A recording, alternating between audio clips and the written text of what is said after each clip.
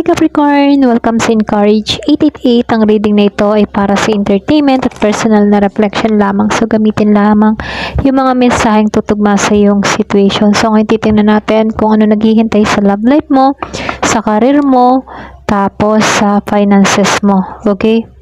Ayan, start na tayo dito. So gagamit tayo ng oracle card ngayon. Then mamaya, gagamit tayo ng tarot card. So, ano naman, kamusta yung karera?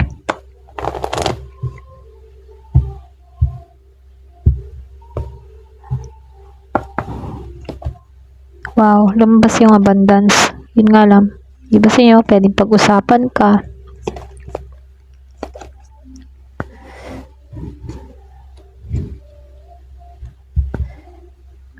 Finances. Ano naghihintay sa finances?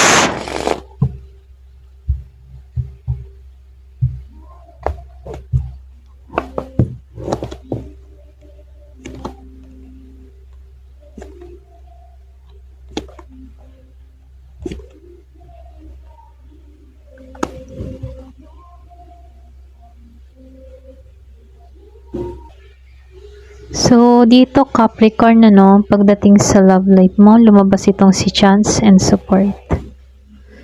So, Chance. Pwede yung iba sa inyo, meron ditong bagong pagkakataon patungkol sa pag-ibig. Para sa single, yung iba sa inyo, pwedeng single ka ngayon, pwedeng meron ditong taong biglang magbibigay ng chance para makilala mo siya. Para naman sa may karelasyon, may opportunity na pwedeng ayusin yung dating problema. Okay? So, support yung iba sa inyo meron ditong taong magiging sandalan mo or pwede rin kakampi.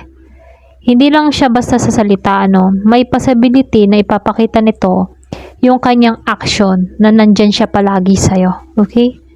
So, maraming taong sumusuporta sa'yo or nagmamahal sa'yo rito. So, dito, peace and intelligent. Kumbaga dito sa peace, pwedeng yung iba sa inyo, papunta ka ngayon sa mas tahimik or mas stable na love life, Kung galing ka sa away, confusion, sa mga toxic na connection before, ngayon, unti-unti nang mawawala yung bigat, okay? So, intelligence, kumbaga, pwedeng yung iba sa inyo meron ditong taong papasok sa buhay mo. Siya yung klase ng tao na matalino, practical, or pwedeng mahusay siyang makipag-usap. Posible, mentally stimulation to ng connection ninyo. Kumbaga, marami kayong mapag-uusapan or pwede rin marami kayong matututunan sa isa't isa. Okay? So, dito, sa accident, may accident. Ito yung surprise ng aksidente. Hindi man to literal na aksidente, Pwedeng maaring mangyari muna ito na hindi mo siya inaasahan. Pwedeng bigla ang pagkikita or bigla ang message, unexpected message sa isang tao, or pwede ring isang encounter na magpapabago sa takbo ng love life mo. Okay?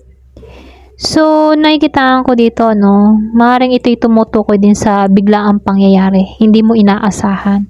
Biglaang mo makilala itong taong ito. Bagong tao, bagong person sa buhay mo. Okay? So, dito, nakikitaan ko dito, Capricorn, mukhang meron lang ditong unexpected opportunity pagdating sa love life. Okay? Pwedeng darating sa period na naghahanap ka na dito ng kapayapaan. Okay? So, may mga supportive dito na tao sa buhay mo na magbibigay sa'yo ng yung bang tipo na magbibigay sa'yo ng suporta. So, dito, pagdating naman sa karera mo, lumabas tong abundance and gossip.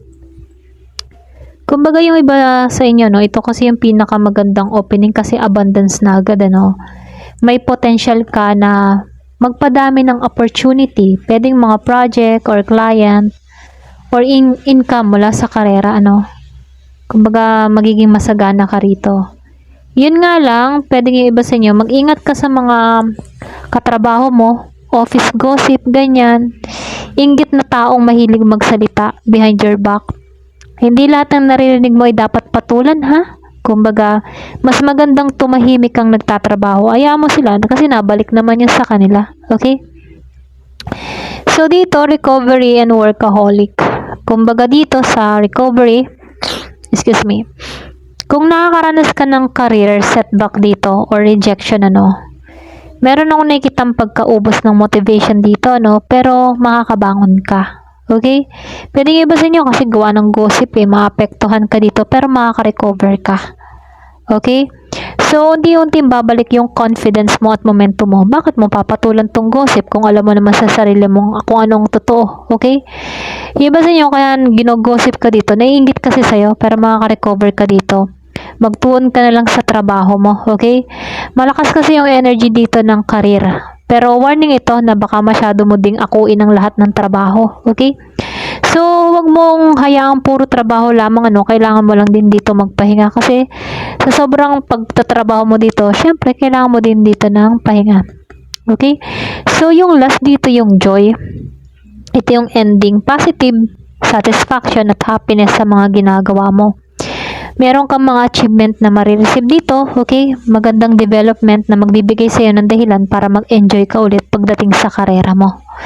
So, nakikita ko dito sa career mo, overall, abundance naman, may gossip, recovery, workaholic, and joy. May growth ka talaga ha.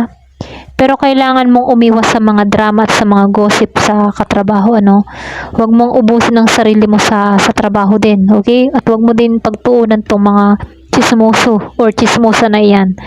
So, pagdating naman sa finance, lumabas si Page of Cups at si Ten of Pentacles.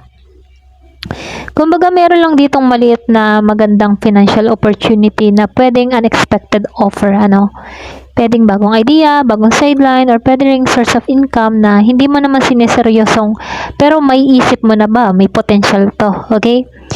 So, ito, lumabas si Ten of Pentacles, maganda to kasi financial stability to at long-term security. So, maaaring meron kang connection sa family or property, savings, or pwedeng pagbuo ng financial foundation mula sa pamilya. So, dito, 7 of Cups at itong si 3 of Wands. Ito yung maganda din, kasi maraming choices ka. Pwedeng marami kang choices, marami kang pagpipilian pagdating sa pera, Kumbaga, pwedeng maraming trabaho ang biglang darating sa buhay mo. Kaya lang dito, pwedeng marami ding alok. So, yung mga alok kasi huwag din basta-basta maniniwala, Hindi kasi lahat ng offer ay talagang honest. So, kailangan mong piliin kung alin yung realistic at hindi yung puro pangako, So, dito sa 3 of Wands, expansion to, may possibility na lumawak yung source of income mo.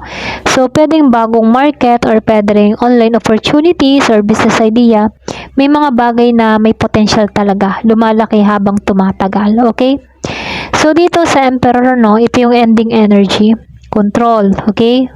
So, meron dito ang financial stability or financial discipline, okay? Ikaw ang kailangang humawak ng maayos sa pera mo. Ikaw din yung kailangan mag-budget dito, magplano, at huwag kang padalos-dalos sa gastos.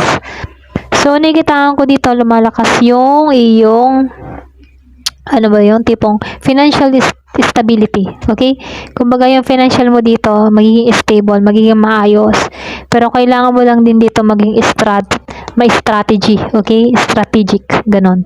So, hindi mo kailangan na akuin ang lahat, sapat na dito yung maging magaling ka dito, yun.